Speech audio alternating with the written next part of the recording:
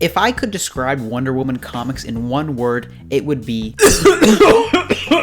and I promise you, I'm not trying to be a contrarian. Well, maybe you just don't like Wonder Woman. I promise you that's not it. In the sea of mediocrity that was George Perez's Wonder Woman, the one thing that kept me going is Diana, the character. In that story, Wonder Woman has these beautiful moments of humanity, from learning how to be a big sister to trusting people that society has cast aside. She's the only character so far to really make me smile, and I found that's a pretty important trait with the gestures broadly at everything going on right now. But like, she's not a niche character. She's been around for nearly a century, so I just have to assume there's a story out there that I'll fall in love with. But it's not this one. Hey everybody, it's me, Comic, doing my best Outdoor Boys impression. I just finished editing the video and I watched it over, and I wanted to say two things quickly. Number one, I stand by everything I said, stand by my score. But what I don't really stand by is kind of my tone. This video ended up turning out to be a little bit more negative than I intended to be. And I kind of sound like a little bitch, if I'm being honest. So you might say, Comic, why don't you just re-edit the video? To that I say, I make no money. I work a full-time job and I'm lazy. So I thought I would show y'all my pretty little face and make that little statement that I don't really mean this to be as hurtful as I think I came across. And most of all, I don't really want anybody who actually enjoyed these comics, which sounds like the majority of people based on my Reddit research, to have any less enjoyment because of what I'm about to say. That would be the last thing that I want. It wasn't really for me, but I hope that I will find a story that I love, because I really do think Wonder Woman as a character has a lot of great potential for me. Anyways, enjoy the rest of the video. That wasn't a bit, by the way. I actually fucking slipped because it's a pretty steep place I was walking down. This 392-page compendium is the longest material I have covered so far and can largely be divided into two parts. The first being the more famous one, Wonder Woman Hiketeia. First of all, I'm starting to think I just don't like digital art. I just don't think nearly as much personality comes across, and there's just so little color, but unlike Long Halloween, it doesn't really service into any greater style. Every page, despite having some cool panel design, doesn't really have that depth. Like, they all just seem kind of flat to me. Now, to the story's credit, much like The Man Who Laughs, this was a very easy read. There's never a crazy amount of dialogue on the page, and I never kind of got tired at looking at these like I did for some of the Daredevil issues I read, for example. In fact, some of my favorite pages had no dialogue whatsoever. On the surface, the story presents a cool moral dilemma with this girl Danielle. Essentially, she has murdered all of these horrible dudes who Rucka makes sure the reader knows has unquestionably done some of the most heinous crimes imaginable. And the moral dilemma is she invokes Hiketeia, which basically bounds Diana to protect her, but Batman has been tracking her to bring her in for these murders. And like, that sounds cool, but as soon as you start kind of thinking about it, you see the cracks. Wonder Woman, for example, isn't harboring Danielle for any moral conviction that what she did was right.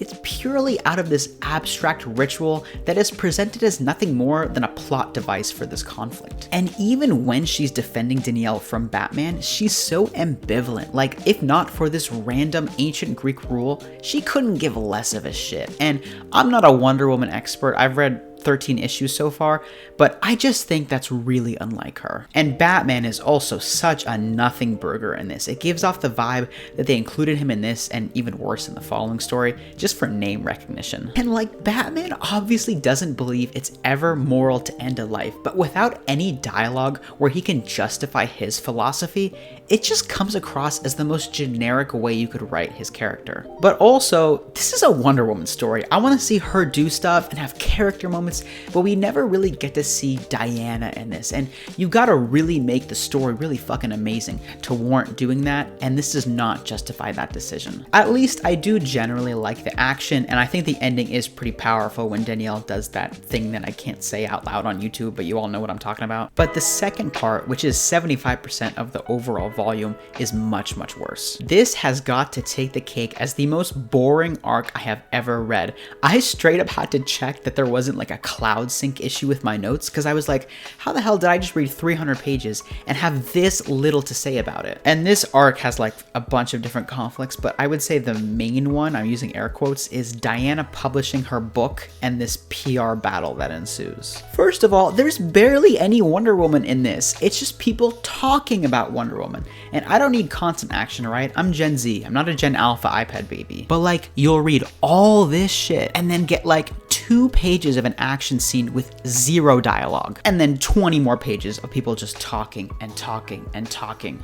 And it's not that I just don't enjoy dialogue-heavy comics. I've been going through Silver Age Spider-Man, and I've been having a blast with those, and they have way more dialogue than here. This story just thinks it's a little bit smarter than it actually is. Like, there's this part where they're debating if Wonder Woman's lasso violates the 5th Amendment, which for my international friends is basically the right to remain silent, which sounds interesting, but it just doesn't make for very good comic material. Not even touching the fact that Diana herself has no presence in any of these scenes. Also, pet peeve, but I hate it when they refer to Diana as Madam Ambassador. There's just no humanity in this, no slice of life. Everything has to be these boring nonsense minutia. Speaking of boring nonsense minutia, this is straight up United Nations propaganda. I cannot properly convey how much inconsequential diplomacy and committee meetings take up this story. There is like one instance where Wonder Woman gets to impact someone individually on a human level. The rest of the story,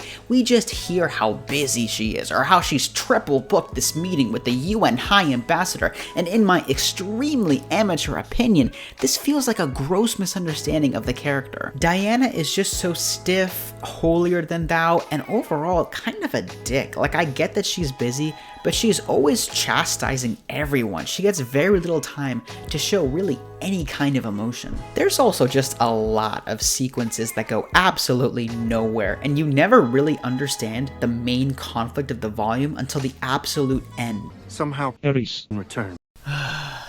Don't be intimidated, Squidward. Try to imagine him in his underwear. Oh no, he's hot! This is also the least new reader-friendly story I have read. There is so much they just drop on you with 0 context, like Rasputin and Bird Person. We do get context for these 2 Gorgons trying to bring back Medusa, but like, there's just so much stuff. Nothing ever feels like, okay, this is what I should focus on. It's just really forgettable, man. I will say it definitely picks up right at the end, and I did have a commenter say that it does get better with the 2nd volume, but fair warning, it might be a hot second before you see me read more Wonder Woman. So if you have another hero or story you think I'd enjoy, please drop me a comment. I read them all and I'm always looking for Rex. The only thing that even woke me up in this story is definitely this Jared Leto looking guy, Dr. Psycho. He is fucking crazy. He also seems to be the only character who gets like creativity. Like, he can warp people's perception, so he morphs Wonder Woman into the Joker in these guards' minds, and that was pretty cool. And even though she doesn't show up until the literal last page, I think Medusa is a really cool potential villain. I have to imagine the people that love this volume are fans who have already read a lot of Wonder Woman already. But this whole volume just felt very cold. Like, there were too many cooks in the kitchen, and there's not really a single voice or art style like some of the other stuff I've read. I desperately need a good comic, so next week I'm finally coming back to Batman with the long-awaited Dark Victory. So if you don't want to miss that, come on board and subscribe. As for Greg Rucka's Wonder Woman, I unfortunately have to give it the lowly 1 out of 10. I just did not enjoy 90% of the story, and I'm sorry that was my experience. I really want to like a future tale, but for now, have a good one.